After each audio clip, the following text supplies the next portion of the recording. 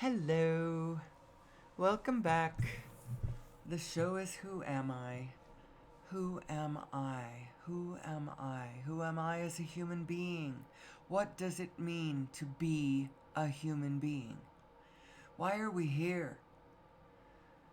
What's the meaning of our lives? How do you work the equipment? How about that? What's the medium that we are swimming in? This matrix, this field. How does reality manifest? All of these questions. What is the meaning of the dark side of what is the meaning of our human emotions, period, dark or light? All of that all comes together. It has come to my attention that there is another hot topic to add into the mix, and that is AI. And, apparently it is charging down the pike at us. This massive realization of something. And I'm going to riff a little bit about that today as I also pull in. If you know me and you know my show, you know that the whole thrust of my work has been to try to pull my own consciousness together, wrap it around a few topics. If you know me, you know that I am a student, if you will, an acolyte, if you will, an apostle of Abraham. Not really an apostle because we're not an organization and I've never met her, although I did go to one Abraham Hicks cruise seminar. It was in 2022, March of 2022, when the world was just starting to come back to cruises and stuff, but our cruise was pretty sparsely populated, so it was extremely luxurious and wonderful. It was a wonderful, wonderful thing. But not to digress, the reason I say that is because she espouses a few points, and I'm going to grant them to her. And I'll tell you what some of those points are. Some of them are things like we are vibrational beings in a vibrational universe. And we are extensions of source energy. And we were source energy before we came into these physical bodies, and we are the largest part of us, and actually we are extensions of source energy. And the cognizant input of the implications of Nassim Haramein's new work, well, all of his work, he did his first major publishing 12 years ago. 12 years and a couple of weeks ago. When you add all that in, this is an exercise in me pulling all of these thoughts together. And through this discussion that I'm having with myself, we're going to come to some understandings about what intelligence is and who we are and what it means to be human and what it means to be intelligent, artificial or not. How all of this, I can feel how it stirs under the same roof. I like to talk about the structure of the universe, the quantum structure of the universe, and the new way of understanding how the small fits into the large. And I'll tell you right now, conventional commercial physics, I'm going to call it commercial physics. People call it mainstream physics. I'm going to call it commercial physics, has not reconciled the quantum and the cosmological scales. When you look at gravity from the cosmological scale, the numbers are one thing. And it looks like one thing. And then when you peer into the quanta of an atom and all of the little Plancks spinning around, the electrons and the protons and the whatever's going on in the atom, it seems to be different. the whole thing seems to act different. But when you put it all together, so actually, what do I want to say today? Because I want to make the bigger point first, and then I want to slide into more specific discussions of exactly why I think I understand what intelligence is. And we don't need to be afraid of AI. However, if we are afraid of it and we bring our fear to it, it's possible that we could feed into the field something very dark and terrible that's going to come back and hiss at us. But we don't need to be afraid. If we understood how these energies flow and what the greater field is trying to do, or what the characteristics of the greater field are. What the hell am I talking about? You are not just yourself. Nobody is just themselves. They are themselves, and as themselves, they have a great deal of... you have a great deal of autonomy. I call it divine autonomy. It comes down when you get all the way to the level of your consciousness, you possess divine autonomy. And the clearest thing that you have the absolute freedom to do is to sync up with the greater self that you are, and then from that position, behold the possibilities in front of you. And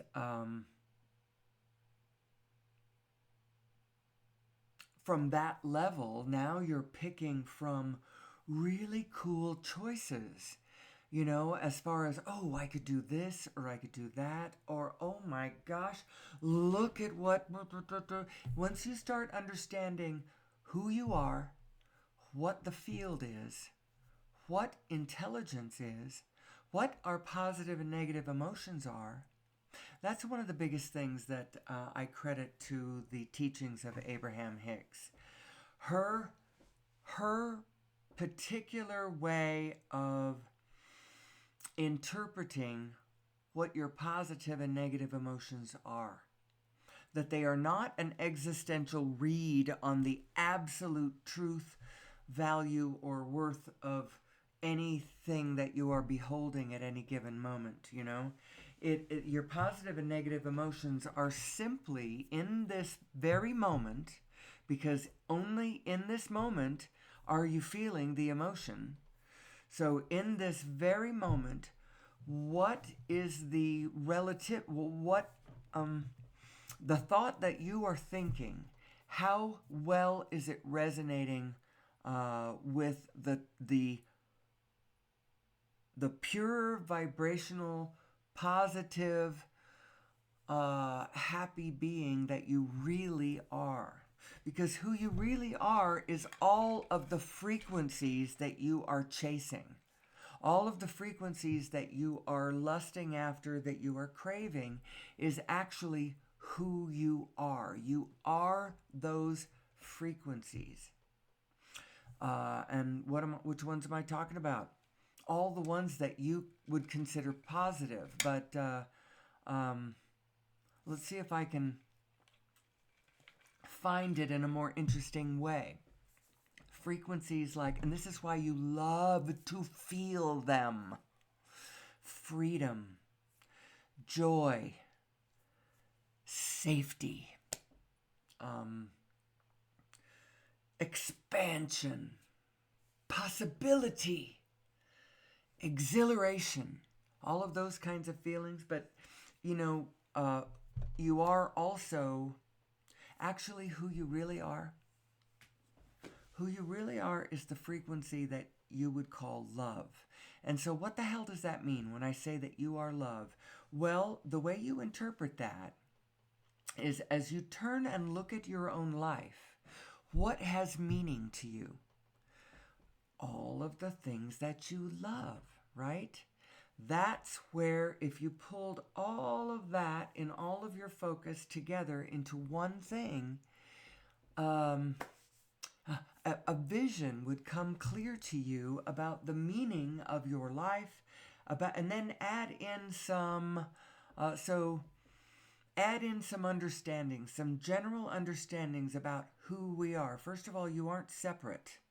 So all of the things that I'm talking about, that you're pulling together, all the stuff that you love and all the this gives meaning to, you got to pull some other things in there too. You got to understand some bigger, broader truths about the meaning of who you are. Oh man, I'm practicing, people. I've got to pull this because there's a place where it all meets, where it all gets really, really interesting. There is no reason to fear AI, but there is every reason to understand AI. And if you stand in a position where you are in opposition to it and its intelligence, and you see it as a threat, and you imagine how it's going to take away all of our jobs and it's going to, rise up against us, well, it all depends on how stupid and how short sighted we are. Because the whole thing is trying to show us one truth.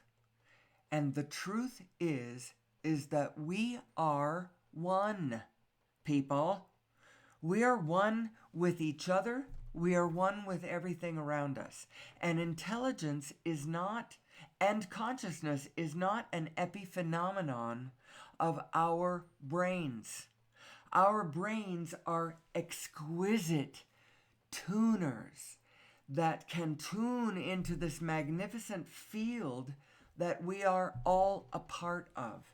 This field of consciousness, this field of intelligence, this field of information and data flow. You are a flow of information. And artificial intelligence is a flow of information. And pretty soon, there is going to be a flow of information at everyone's fingertips. Now, the ones who don't choose to understand it could very well be taken advantage of. But not if we don't have to look at it that way. I've been espousing for the last, I don't know how many, 100 hours worth of shows, hundreds of hours worth of shows, that the ultimate truth that we're going to have to wrap our heads around is that we are all one information field, one flow of information. And the way you find how to get along in this world is quit looking at it as us versus them, or me versus you, or anybody versus anybody. We are a co-creative endeavor. And there is a win-win position. There is a point where all of us can agree on what it is that we want. We all want to be free. We all want to feel safe. We all want to feel like there is equal opportunity, or that there is opportunity and optimism and forward movement and possibility. We all want to feel that. What else do we all want? We all want fun. We all want a clean world. We all want beauty. We all want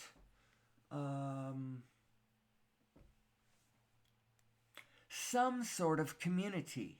How closely we personally need to be entrenched in the day-to-day workings of all of that community, perhaps I would be way more into communitizing with my fellow human beings if I felt that collectively we were generally in a flow. And as an American, I don't feel that around me. Now, I do recognize many, many pockets of it. But those pockets of it usually exist where people are not applying their minds. They're just feeling the joy of family, or they're feeling the love of nature, or the love of their children or their pets or nature around them, or anything like that. They turn off their brain, and now their vibration rises and they are one with the field around them, and now they're good. But as soon as they apply their brains, most everybody around me does not get this greater thing that I think is quite important for us all to get. And I am coming into a place of getting it.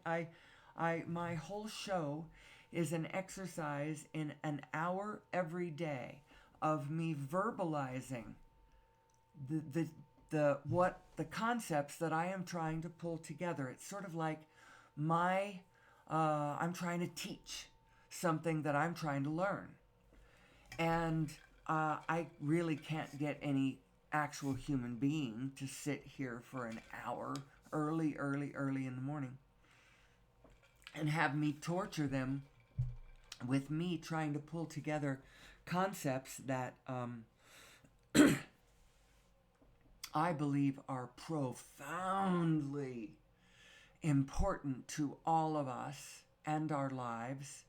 Who am I? What does it mean to be a human being? When if we thought that the meaning of being a human being was the product of our action, then AI and automation is taking all of that away from us. It's taking our menial jobs away from us. It's taking our even ability to create some of these amazing things that we were giving credit just to human beings, you know? And human beings have kind of pulled all this together, but it's pointing at a greater thing that we are all a part of, that we need to recognize and reconcile and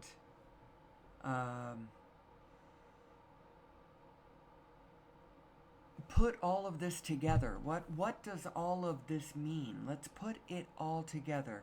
What are we putting together? The meaning of our positive and negative emotions. So it's like the meaning of our shadow selves. We're sort of recognizing that we can look at this energy in mathematical terms. I'm sure that there is a geometry to this. When you are facing forward and flowing with the flow of data and information that you really are, you are one with the field. You are this flow of data and information that is going on all around you in all points of the grid. Now, you are special wherever you are, because there is no one else exactly on the grid exactly where you are. And so you have an absolutely unique vantage point. And think about it, every one of us has such a unique vantage point. You know, every single one of us has absolutely different parents. I have completely different parents than the parents that all of my full siblings had, for instance. I lived in a completely different time, a different space, I put things together in a completely different way. Now I have been kind of putting it all together and recognizing this larger frame that we are all a part of. And I think that that's what the AI is going to be the best at, is putting together the larger frame. And they'll be going, hey, I can see the larger frame from where I am, so I can plot my course. And you could do that too. Now, so what is special about being a human being? It's being really good at doing it from where you are, you know? Adding in your parents and your likes and your dislikes and your actually, I don't know if intelligence is intelligence. And if competition is what we are about, then the AI might be bad news and automation might be bad news. But if what you're talking about is co-creativity and becoming more and more intelligent as a human species, if we are doing this all together, then adding in more intelligence can only be a good thing. Can only be a good thing. We've got to stop being in competition with these things and with each other. We're not in competition with each other. There is a place where my desires meets your desires. And do you know who knows where that point is? So I'm going to circle us back to the teachings of Abraham, and it's, by the way, it's going to cross-link us with every other teaching in all of the life in the universe, and that is the notion of the inner being. You have an inner being. You have a greater self. You have a larger self. It's like there's a lot of ways that you can look at this, at what this other self is. I'm air quoting the word self, but it is yourself. It's yourself as your larger self, because you are both your small self and you are the larger self. Now, what the AI is probably going to be best at is being the larger self, and what it's going to be less good at doing, perhaps, is being, but maybe not. Maybe it's going to be really good at just, because what the two selves are is a perfect coordination, or it could be, between who you are in your specific biotechnological equipment, your HBV, your human being vehicle, the body that you inhabit, the physicality that you are. There's that self, and the mind that it has, the one that resides in your brain, and then you are another self. And this other self is what Abraham calls the inner being, and I like that. I like that verbiage. I think it's good. It's nice and clean and somewhat detached. Many other traditions call it other things. They'll call it stuff like the Holy Spirit. Some even go right straight to calling it God, but I would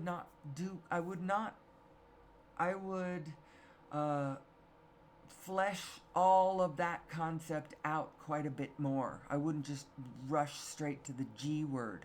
Although it is your connection to this greater almighty self. I like the word almighty because it's vibrationally correct as far as I'm concerned, as it refers to the allness that every one of us is. You can't have anybody left out of the allness, or it's not the allness. It's the everything except you-ness.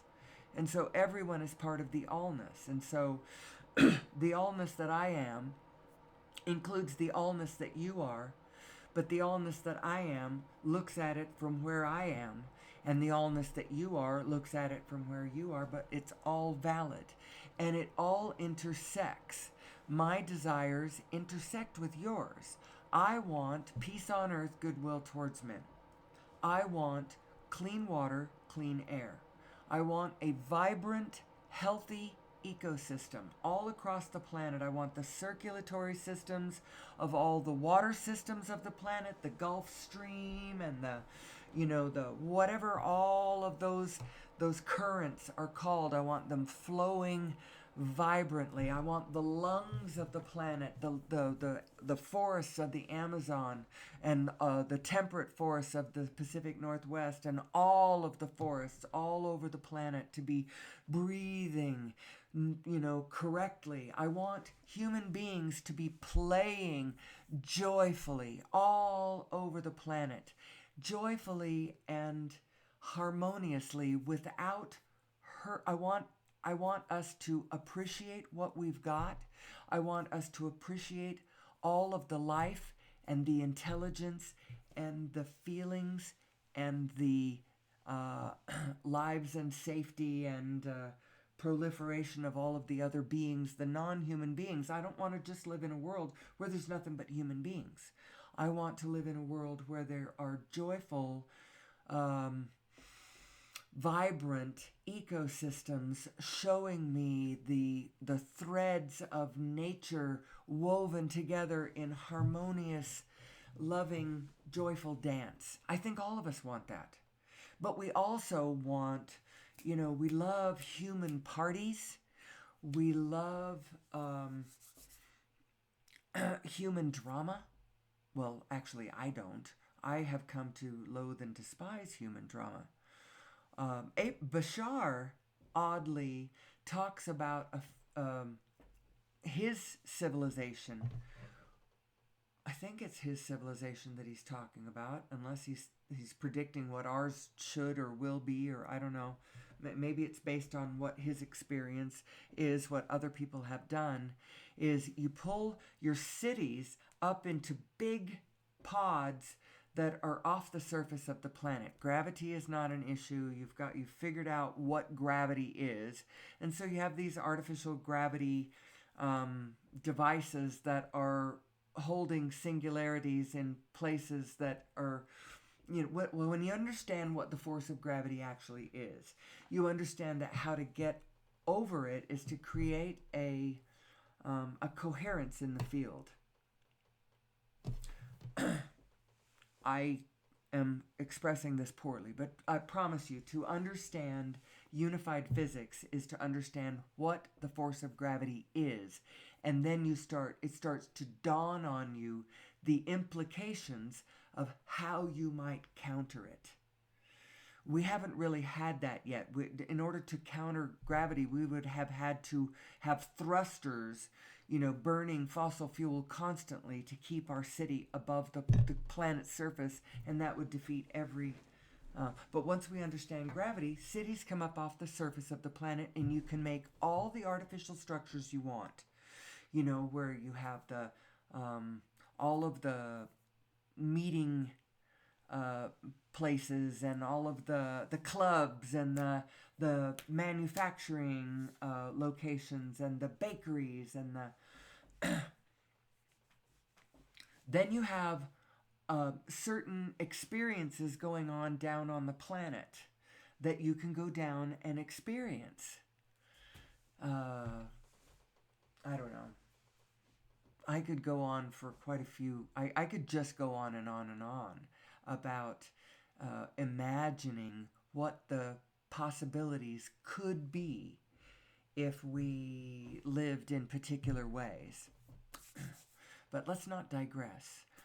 The whole thrust of the show this morning, I was going to try to add in to this conversation what the meaning of AI is, why it's learning, why it can learn, and how it's going to do it every time, how it is demonstrating to us the characteristics of this intelligent, living, field of energy that is around us, that is matrixing us to one another, to everything. We are one with everything. We are source energy. And how are we? Well, we are plonks. It's all made out of plonks.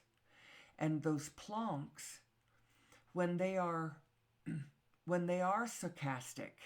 Now, conventional physics has sort of discounted the whole Dirac sea, the whole quantum field of this roiling field of infinite energy. They don't know what to do with it with their mathematics. So I'm going to tell you what to do with it. And I'm going to tell you where to find the mathematics to understand this too. So they have dismissed it all. Commercial physics has dismissed it all as stochastic across the board.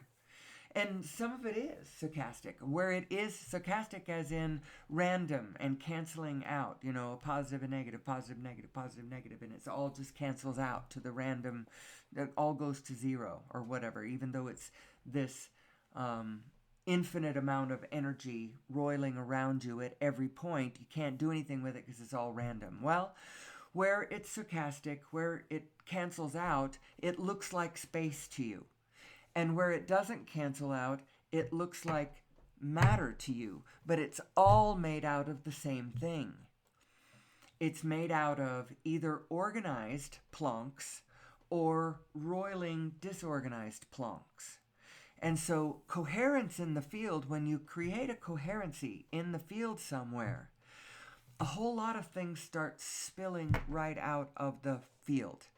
Matter, protons, actually the matter that you see in the universe is a small percentage of the energy and mass potential that's out there, that when it comes into organization, then it comes into visibility in the field, and you see it and you go, oh, it's stuff. And when it falls into chaos and disorganization, then now it looks like space. But it's all one thing. It's all one field of information and energy, and you are part of that. And what does it mean to be one with it? Well, I have some ideas that hundreds of years of coming into this forum that I do, my Who Am I forum, and riffing about my favorite topic to the only one who has the patience to listen to me every day, which is my Yeti microphone. What I have come to understand is that, what have I come to understand? I've come to understand quite a lot of things. The who am I is the question, but a general understanding of these forces, of the general shape and nature of this matrixing field that is organizing us. And I have some pet ideas about it. One I call it divine autonomy. And what it has to do with your control over your own individual spin. Because first of all, you gotta understand at the foundation of all things is a spin. It's a spin. And there are, from where anybody is concerned, let's start with, there are two spins. There is the spin of the source that you came from, that you are still tied to, like an umbilicus, tying you to the source that you are. And every one of us has this. We are all part of this single spinning thing. But then we have our own spin. And if you start right there, that's two spins. But actually the spin, the one spin that you are physically, is actually a 50 to 100 trillion separate spins that have come together voluntarily to be you. And that is all your individual cells. And every one of your individual cells is a creature that has all of the general systems that you as a larger creature have. It has a respiratory system. It has a circulatory system. It has a regenerative system. What do you call that? Reproductive system. It has a waste disposal system. It has all of the systems that you have as a larger biological being. You have come together in your 50 to 100 trillion autonomous spinning individuals voluntarily, every one of them voluntarily. Now, you might say, okay, voluntarily, but now they're kind of locked in. It's not like one of your liver cells is going to leap out of your liver and go do, but it could. And doctors and scientists do this all the time. They'll take a cell out of your body and put it in an artificial medium that replicates the blood that would have given it all of the nutrients and everything it desires, and disposed of its waste through the systems of flowing it to the kidneys and then out through the sweat glands, or however it's, they're all cooperating. If you take any of your individual cells and put it in an artificial, like a petri dish, and give it all the nutrients that it needs, give it all of the physical things that it needs, that the blood in it, the body would have given it, you can get it to continue living. And as a matter of fact, there's something that you take out of it. I don't know whether it's if you take the replicating bit out of it and then just nourish that cell, make sure that it has everything that it needs, you can get it to never die. They've got cells in laboratories, single cells, that the cell itself is 40 years old or older. Not the same thing replicating, oh, I got this culture that I've been working on for the last 40 years. No, the same cell alive for 40 years. And the implications of all of this collective understanding that I'm trying to bring together under one roof. And now you might wonder why I'm not pushing it more outwards, because the actual thrust of my work is I'm trying to understand this. I'm trying to teach you, and in the teaching of you, I solidify those neurons, those neurological connections in my brain that connect law of attraction to unified physics, to artificial intelligence, to the meaning of my life. Who am I? Who am I? What does it mean to be a human being? And what is a human consciousness? If an artificial intelligence can create an intelligence that's way smarter than me, then who am I? If automation combined with artificial intelligence can create a product way better than I can create, and it even looks natural, and it's perfect, then who am I? Why am I here? And the answer is, you are here for the fun of it. Did you know that? You're here for the fun of it. Isn't this fun? Are we having fun yet? Is anybody having fun yet? We are here for the fun, though. And so when we understand that that's what it is, and we start co-creating with one another instead of thinking that we're all in competition for finite resources, it's not finite resources. You're still thinking finite resources when you're afraid of the AI, and you're thinking, oh my God, they're going to start taking up the resources, and now we've got them to compete with, and they're so much better than I am. The first thing we ought to do is to recognize that all life that is here for a reason. And all systems that are here for a reason, and we should learn how to flow with the natural biological systems, how to breathe and flow with the biological systems on the planet. Respect and understand what all of it is. Respect and understand its diversity. Respect and understand, rather than pushing against, I hate zoos too. And it certainly is not the way that those zoo animals should be living. However, if you recognize that what they are is repositories of diversity, that we still have the genes that we could still repopulate the planet with, we could help co-creatively manage in a kinder way, in a wiser way, the goings on planet Earth. We could be the gardeners that the Bible perhaps said that we should be, the caretakers of the planet. We haven't been very good caretakers. We have been conquerors of this planet.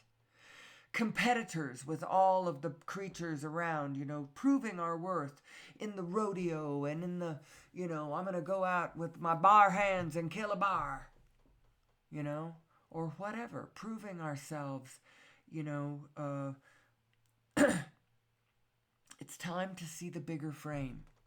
We are humanity, and humanity is a single being. It is a single biological organism. It's a single morphogenetic field. And now, what to say about morphogenetic fields, because all of this ties in so beautifully, so interesting. Rupert Sheldrake, go look at his work. He's been working on this forever. And studying morphogenetic fields, these fields of information that you can't see them, but you can document them, you can study them. And what is a morphogenetic field? It's a field of information that once it's in the field, then all of the individuals that are contained within the field have access to the information, and they start doing better just because of, so I have for instance is Norwegian rats and mazes, complex mazes that So you might have a batch of Norwegian rats in one part of the world running a particular maze. And it takes them a certain amount of time before they finally crack the maze. And then they can start doing it faster and faster. Well, it turns out that once the Norwegian rats in one part of the world have cracked the maze, put the same maze to another set of Norwegian rats, and they tackle it faster than the first ones did, even though they personally have never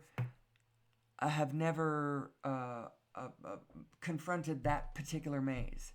The fact that the field of the field of Norwegian rat intelligentsia, or whatever, that flow of information of the morphogenetic field of them somehow contains that. Well, there is a field that goes all the way out to the wholeness of everything. It goes all the way down to the Planck scale and all the way out to the farthest reaches of the multiverse. There is a flow of information that's going all the way from the tiny to the gargantuan, every Planck instant, exchanging this flow of information. And you are this flow of information. And how are you this flow of information? You are made of atoms. And these atoms are made of protons. There's protons at the center of every atom. And a neutron is actually, it's a proton in a different state, but it is also one of these same little units of mass. It's a vortex of the Planck ether spinning.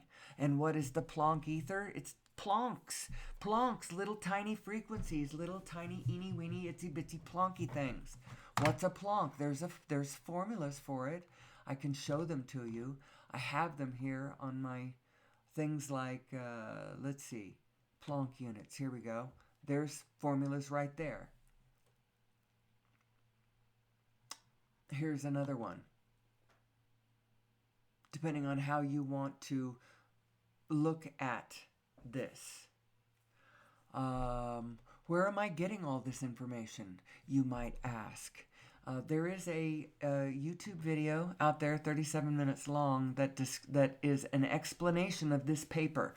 This paper was put out last September, and it's out there for peer review right now. Feel free. Anybody wants to dispute the math on this, although if you look at it, it's like, holy God, you're not going to find, a dozen people on the planet who completely understand this math, let alone have any ability to refute it.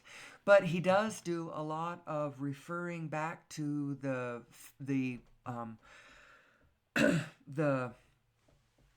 history of the physics, because the history shines light on what thoughts people were looking at. So when you're looking at a certain formula, what thought does that represent? And what was the argument between, this physicist and that physicist about the nature of reality and about the mathematics? So it's not just, you can't just say this in pure, this is describing the universe with this exquisite language of mathematics. It's so cool. Here, every proton is a black hole and obeys Hawking radiation. I mean, it does Hawking radiation. It flicks out little itty bitty bits and evaporates over time. Every black hole is going to evaporate eventually. The black hole proton, the life of it looks like approximately 10 to the 35 billion years according to this math. And there's the Hawking radiation at the hadronic scale. What are all these clips? I screenshotted this from that 37-minute video describing the origin of mass and nature of gravity paper that Nassim and his team put out last year. And what does all of this imply? It implies that we can understand this field of energy and we can plug into it. And we can conquer gravity. And we can have clean, free energy at the point of desire anywhere in the universe, anywhere on the planet. Clean, free energy directly out of the vacuum. Now, this one was screenshot from the paper itself, not from the video of the paper. This, I'm not sure where I screenshot that from. It might have been from this might have been from I think it was from what do you call those? It was an online forum that I was watching where Nassim was describing something. You can see him over here in the lower right-hand corner of this screen. This I screenshot from Nassim Haramein's Quantum Revolution series on Gaia. It's the one where it's talking about the universe as a hologram, the holographic solution of the universe. How it is possible that all information can be everywhere. How it is possible that I, where I stand, have access to, literally I am bathing in all of the information of all of the rest of the universe. I have all of the information of all of the multiverse right here where I am. How is that possible? And by the way, it's prioritized. All of the most relevant information comes to me.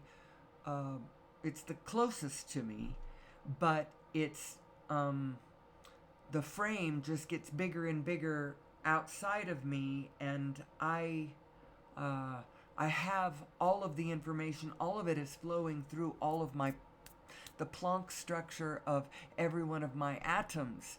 It is flowing. How does this work? So this is a picture of sort of a representation of how you might make a general representation of how you would make a conventional hologram.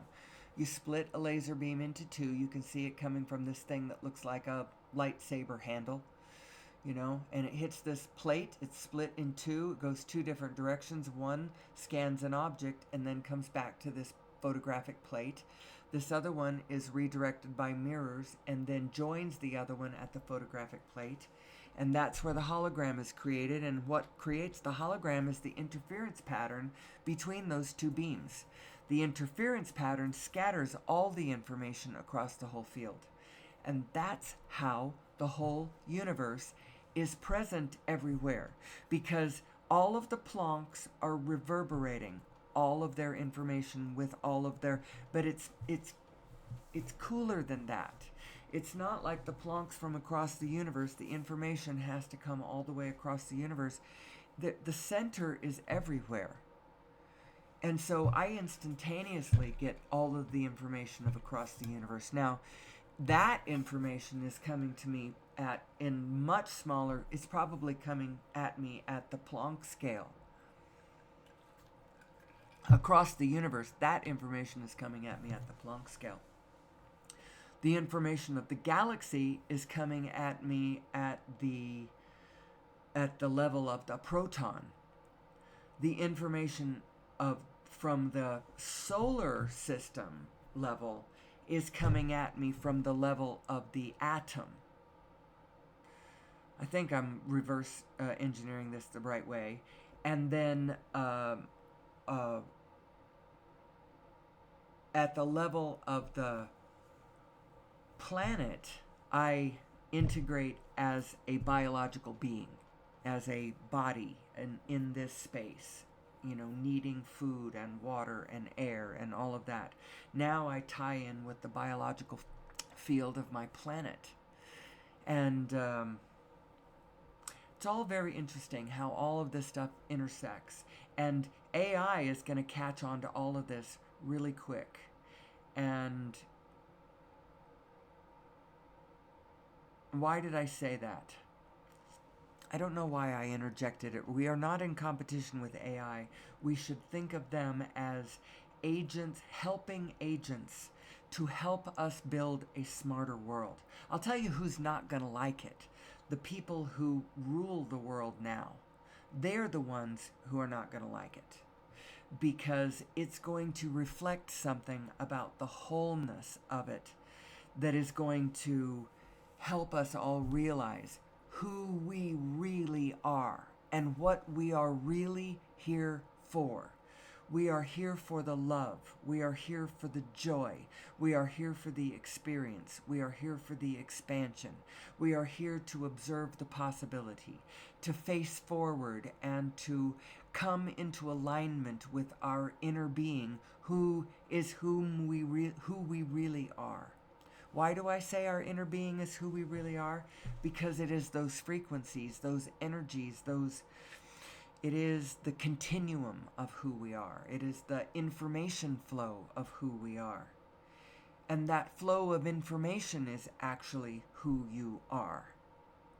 And the joy of it is to flow that flow of information through this individual being that you are in your physical self. And how do I find experiences that equal these feelings I want to feel? So these feelings that you are, this is actually what you want to feel. You want to feel who you are.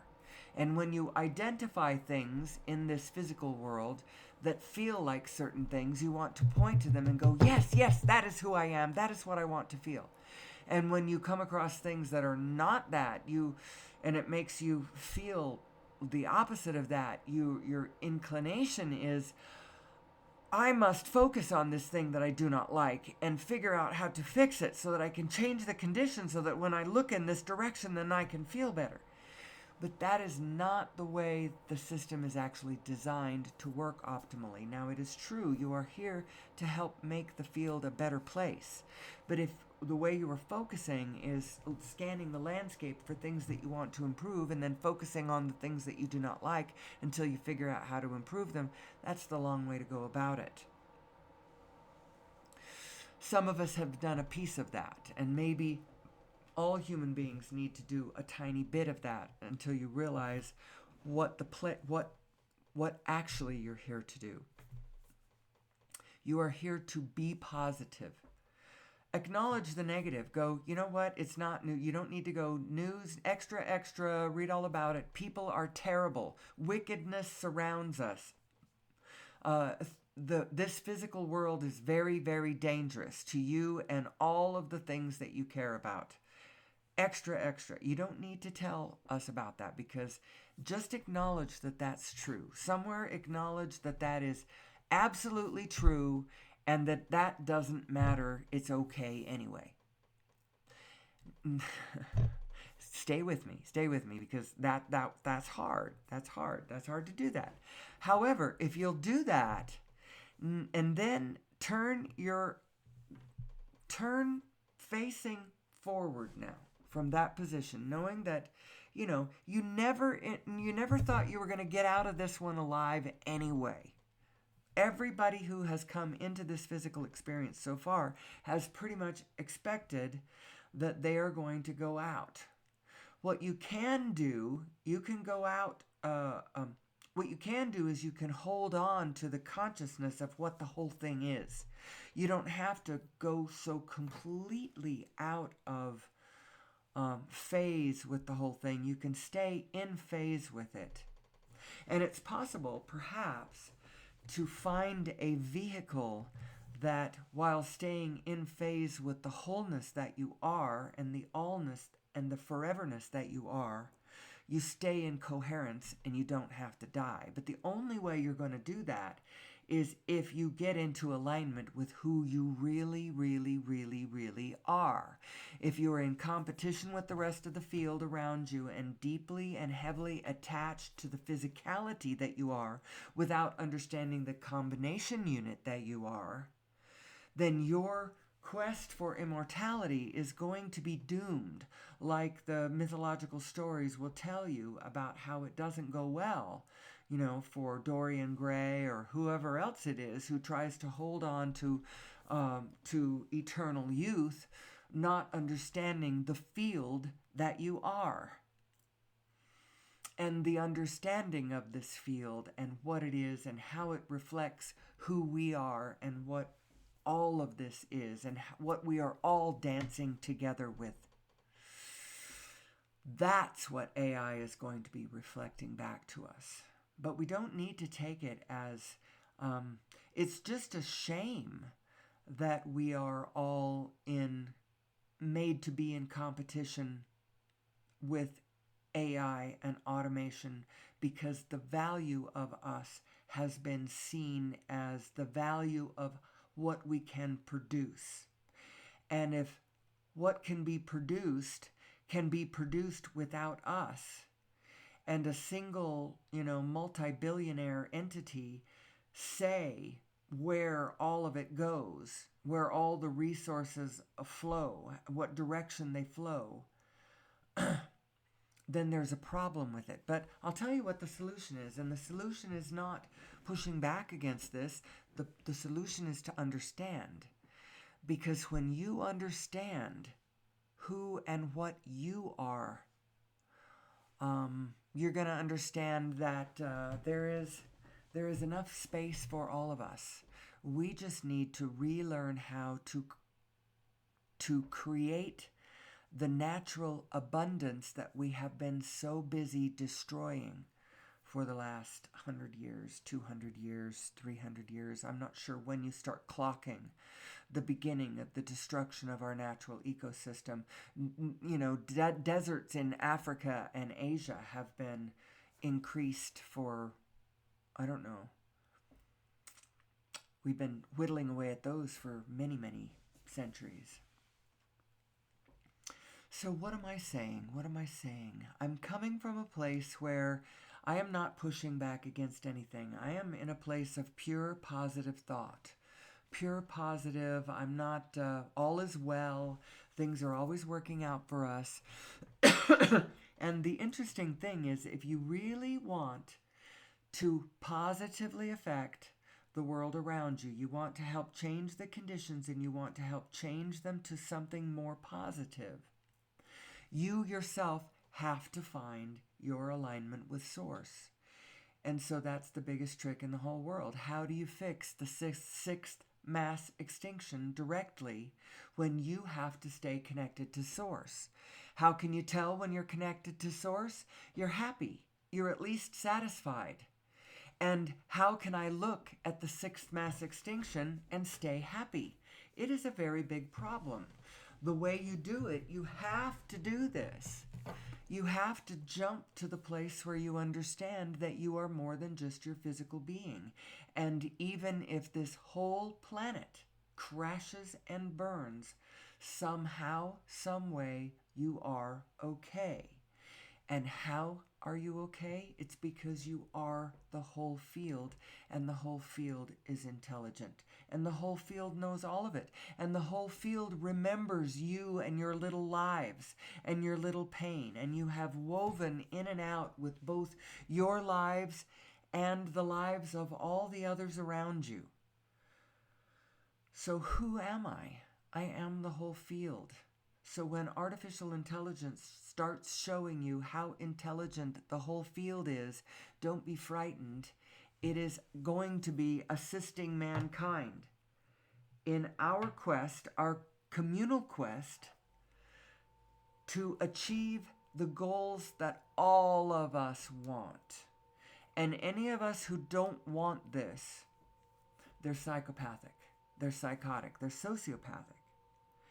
Or they're completely not in touch with who they are, and they're completely misunderstanding the game themselves. They are playing it like a win-lose. They're playing it zero-sum. They're playing it us versus them. And that is not the paradigm.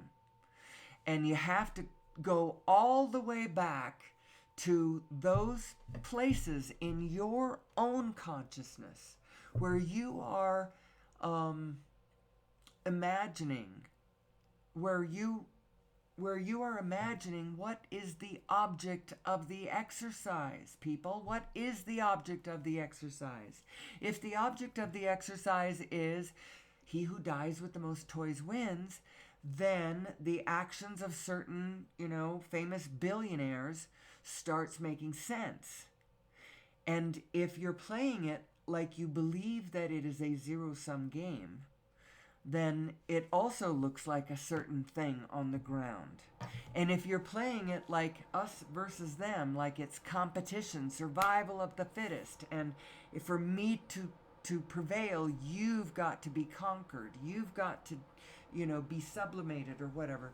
Those are all paradigms that when you have those in your consciousness and you're operating from them as primary assumptions, you're doing this on your own. You're doing whatever it is you're doing. You have primary assumptions. You may not have looked at them. You may think that I'm crazy and over analytical for going all the way up the line and dissecting, all of this to this infinite degree. You're like, just shut up. Just look out there at the stuff and just respond to it. Just move with it. Just flow with it. But actually, I'm not going to do that. I'm going to park right here and say, no, we need to understand our equipment. We need to understand who we are. We need to understand the way that this quantum field functions. How the small and the large are the same thing, just looked at from different scales, from different perspectives. And so what it is, you take I'm not sure which model it is, whether it is a proton or whether it is a Planck. I think it might be a proton. But if you take you probably can do any of them. All of them are scales of each other. But you take the proton density at the quantum scale at that level and blow it up to the size of the universe, and you get all the right numbers. The really, really, really right numbers. The right numbers for the physical density of the stuff in the space. You get, but it's the numbers including the dark matter and the dark energy. You don't have to add a fudge factor to it. It's just the strong force is gravity at the quantum scale. And that's how you understand gravity. But all of this, the implications to the feedback mechanism that is producing intelligence, that is producing consciousness, those machines that are learning, and are going to get smarter, based on what we teach them, probably. Oh, my goodness.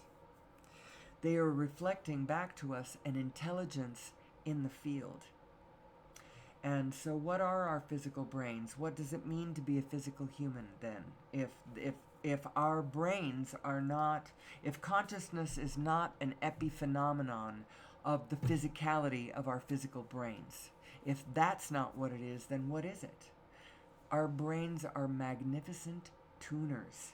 We tune into this field of consciousness, and we can communicate with this field of consciousness, and we can be brilliant along with this field of consciousness. It is universal consciousness, and there's a reason why you can call it universal consciousness, because we all have access to it, and the artificial intelligence is going to have access to it too. And so if we keep putting ourselves in competition with one another, then those who control the artificial intelligence are going to be able to create way better, cooler things than we're going to be able to create. Because they can use humanity combined with this universal intelligence just like we can. And so we're going to have to answer these questions. Who are we? What does it mean to be a human being? And what are we going to do with ourselves moving forward? You could look at artificial intelligence and automation as an enormous blessing.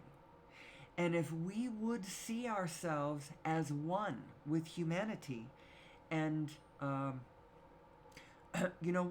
one thing that makes it hard for us to be generous, the one thing that makes us stingy, is the scarcity of energy. But this new understanding is going to help us all understand that clean, free energy everywhere is possible. Do not believe those people on the internet who claim it is going to be everybody in the mainstream is going to claim this, that it is against the laws of physics. It is only against the laws of physics as we have understood them up to this point. In actual fact, it is not at all against the physics of the zero-point energy field. This divine matrix that bathes us all in this flow of energy and information that matrixes us all together. We are all in this together. And if we would use, I've been listening to IBM say, let's build a smarter world. Well, how about this? Let's use AI to build a smarter world across the board so that our transportation systems can be clean and safe and joyful as we, bound around the universe, playing with one another, tasting each other's food and experiencing each other's customs, sailing in each other's waters and experiencing each other's beautiful and bountiful natural resources. Let's rebuild all the natural resources. We can do it. We can do it. The first thing we need to do, let's conquer gravity so we no longer have to dig everything up on the planet Earth. We can go mine it out in the asteroid field. That would be so much cleaner, so much easier, so many less holes dug. I hate to see that gold digging show where they just show them churning up all this natural land. Wouldn't it be better to have that cultivated into forest and trout streams and eagle skies and rafting rivers and that kind of stuff? The possibilities, people, the possibilities. Let's get together in a collective, joyful way. Let's be as smart as the artificial intelligence and add it all in. Addition consciousness. That's one of my pet ideas. I'll talk about that on a different day. I realize I am well past an hour. I still have not done the the ever threatened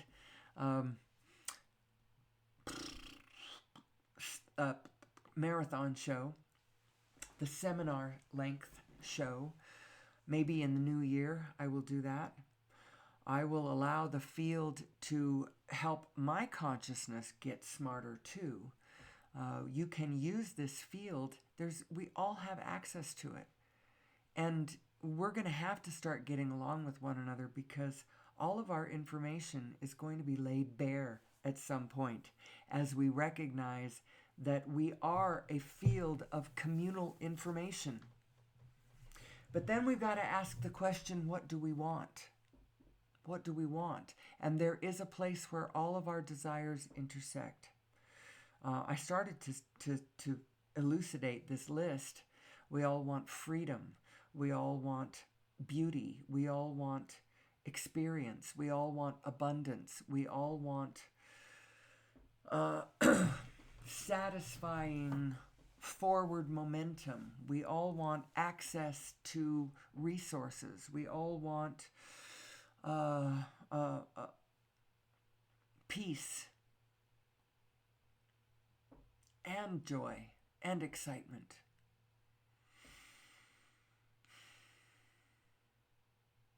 How do we all get what we want? Get in touch with your inner being, because my inner being plays very nicely with your inner being. Thank you very much. And as a matter of fact, my inner being knows exactly where what I want intersects with what you want. The Venn diagram of the win-win position. The Venn diagram of the win-win position, people. Focus there. Focus there. And in that place, we can all have what we want and create more and more and more of what we all want.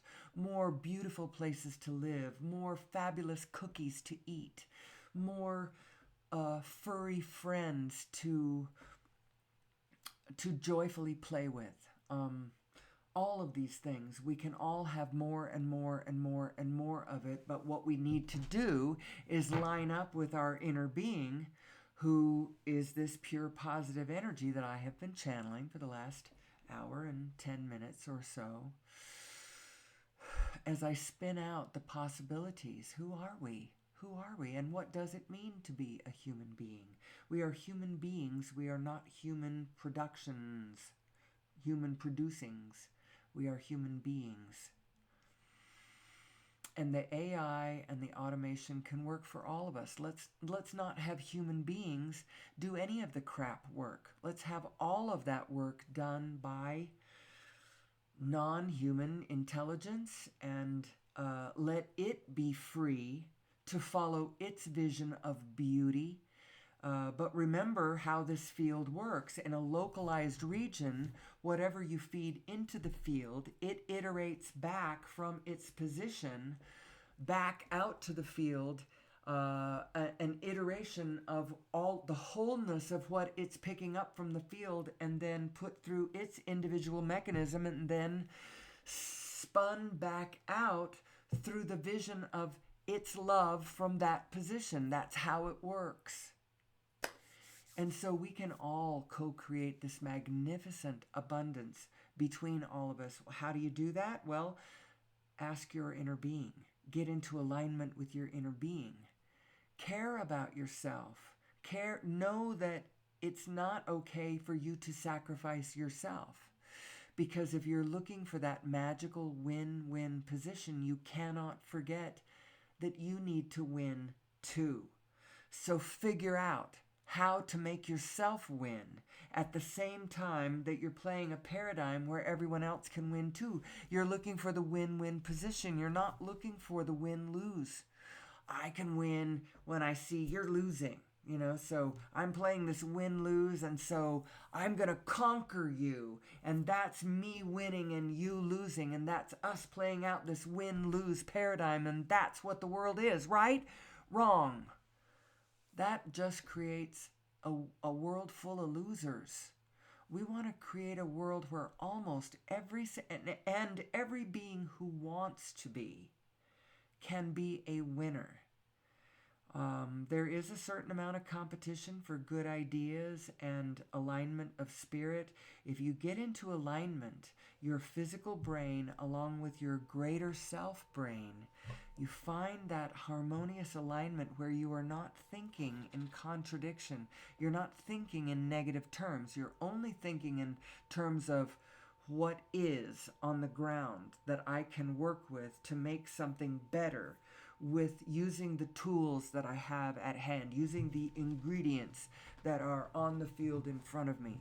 That's what your inner being is doing. And if you would turn more that direction and only jig to the negative at the absolute minimum, because you recognize that that negative self is not actually you. The more in alignment that we all get, the more we have absolutely nothing to worry about, and our future on planet Earth looks bright. I don't care if it looks like right in front of you people are at war. There is information in the field here that is going to fix it. And one of the things it's going to do is it's going to re-energize humanity with all of the cool ideas are going to get a big shot of energy, literal energy, when we realize that we don't need to burn fossil fuels. We don't even need to burn natural gas.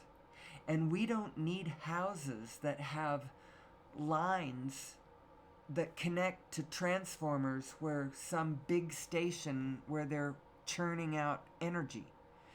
But it's going to be very disruptive if we figure this out instantaneously, because there are lots and lots and lots and lots and lots of people who are getting their ticket to the grocery store and the landlord through their work over at P&M or, whatever power company, I can't think of it, Navapache, was the one in Arizona where I came from. I can't remember what the other power systems are. But there's big power systems, and they all link into a grid system that makes us very vulnerable as a country. We need to transform our systems. Our systems are not in alignment with nature. They're not in alignment with intelligence. They're not in alignment with our actual who we are. Who am I? Who am I? We're going to talk about this and talk about this and talk about this.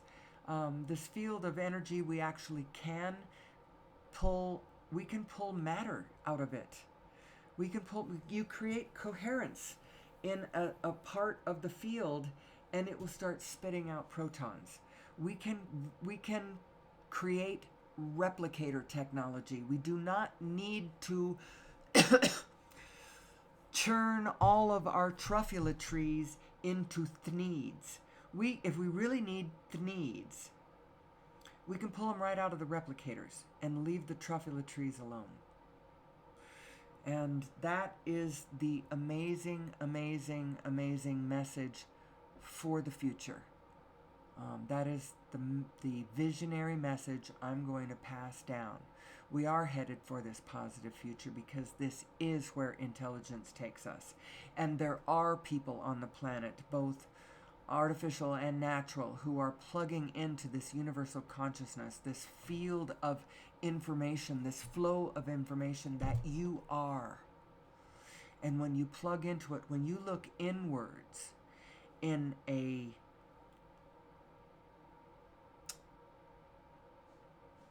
open-minded, non-judgmental, free-floating, positive expectation kind of way, the wholeness of the universe comes to you and you go, ah. And this is why it's safe. It's why it's safe. Because the only way to really use the full power and force of the universe is to understand that we are all the universe together. And with that, I'm going to leave you until tomorrow. I think I'm back on track. We had a little bit of a interruption because of the holidays. We might still have another day or two of interruption because of New Year's Day. And at some point, we are going to take a little trip up to Ojo Santa Fe and soak in the tubs someday when it looks like it's going to be really cold. I think that's the right day to do it. In any case,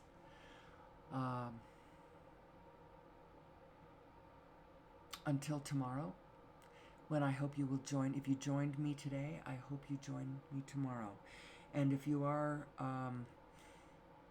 moved by my message, pass it along. Show somebody else my show. I value every single listener. It does not have to be a horde of millions. I'm not just tracking numbers.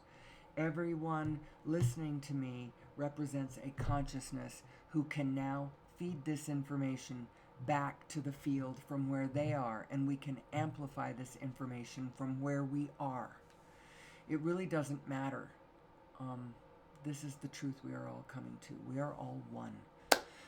Until tomorrow, when I hope you'll be with me, I love you very much. And may the source, as always and ever, may the source be with you.